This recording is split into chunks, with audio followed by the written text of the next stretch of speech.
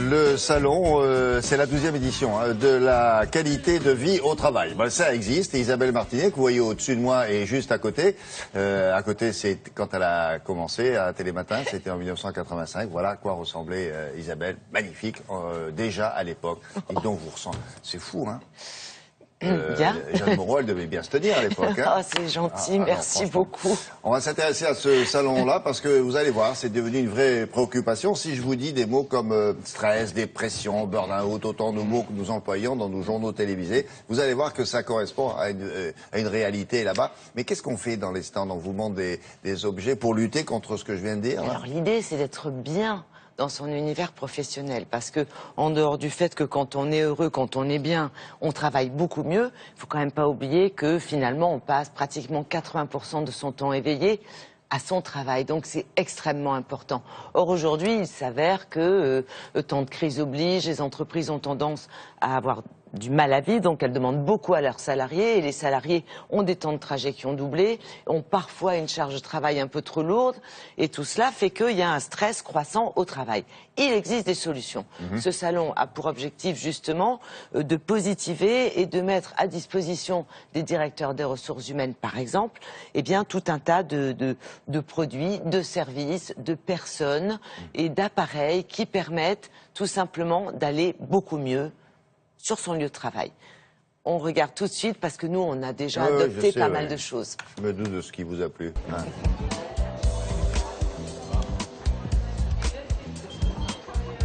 Le burn-out aujourd'hui en France touche plus de 3 millions de personnes.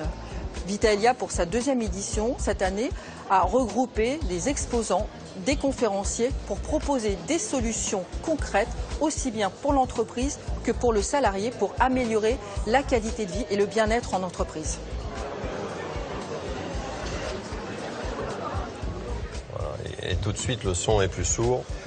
Je me sens comme dans une bulle, je peux me ressourcer parce que pour la qualité de vie au travail et le bien travailler, il faut avoir des moments où on peut se ressourcer, faire ces exercices de respiration et tout de suite en 2-3 minutes, grâce à l'isolation phonique, on est mieux et on peut repartir, ressourcer.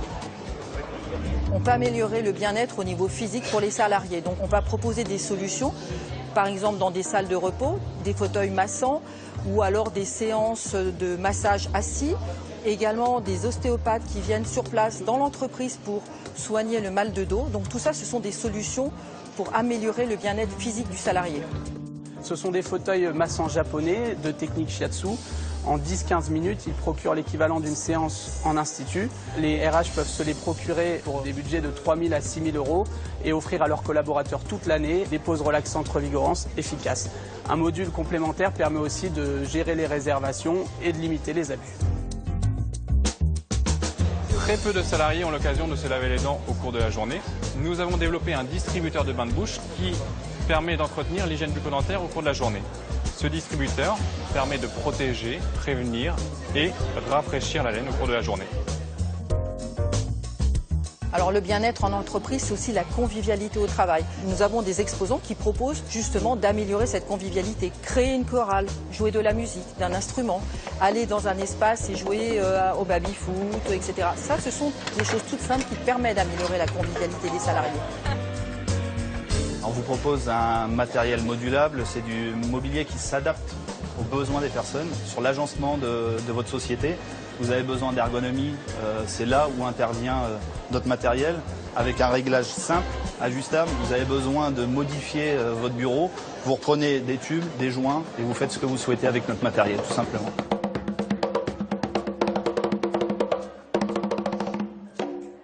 Bon.